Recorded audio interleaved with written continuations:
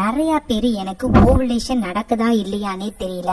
ஏன்னா நாங்க ஓவுலேஷன்னால தான் ஒன்னா இருக்கும், ஆனா எங்களுக்கு பேபி ஃபார்ம் ஆகிறது டிலே ஆகுது. நிறைய பேர் எனக்கு ரெகுலர் பீரியடா தான் இருக்கு, ஆனா நாங்க ரொம்ப நாளா பேபிக்கு ட்ரை பண்றோம், இருந்தாலும் எங்களுக்கு பேபி ஃபார்ம் ஆகிறது டிலே ஆகுது. இந்த மாதிரி கண்டினியூவா நீங்க எனக்கு கமெண்ட் பண்ணிட்டே இருக்கீங்க. பிரெக்னன்சி டிலே ஆகுறதுக்கு முக்கிய காரணம் என்னன்னு பாத்தீங்கன்னா, ஒண்ணு உங்களோட பாடி ஹீட்டா இருக்கும், இல்லைன்னா கருமுட்டையோட வளர்ச்சி சரியா இருக்காது, இல்ல ஸ்பெர்மோட குவாலிட்டி கம்மியா இருக்கும். அப்படியும் இல்ல அப்படின்னா உங்களுக்கு ஓவுலேஷன் கரெக்டா நடக்காம இருக்கும். உங்களுக்கு ஓவுலேஷன் கரெக்டா நடந்து கருமுட்டை சரியான நேரத்துல தான் வெடிக்குதா இல்லையா அப்படிங்கறத எப்படி கண்டுபிடிக்கிறது அப்படிங்கறது தான் இந்த வீடியோல நம்ம பார்க்க போறோம்.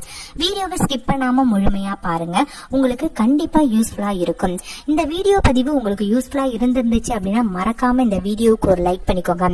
நீங்க பண்ணக்கூடிய ஒரு லைக் தான் எங்களுக்கு அடுத்தடுத்த வீடியோக்கள் போடுறதுக்கு ரொம்பவுமே மோட்டிவேஷனலா இருக்கும். உங்களுக்கு ரெகுலர் பீரியடா தான் இருக்கு, ஆனா ஓவுலேஷன் நடக்குதா இல்லையா அப்படிங்கறது என்னால கண்டுபிடிக்க முடியல அப்படின்னா நான் சொல்லக்கூடிய இந்த சிம்டம்ஸ்லாம் உங்களுக்கு இருக்கா அப்படின்னு பாருங்க.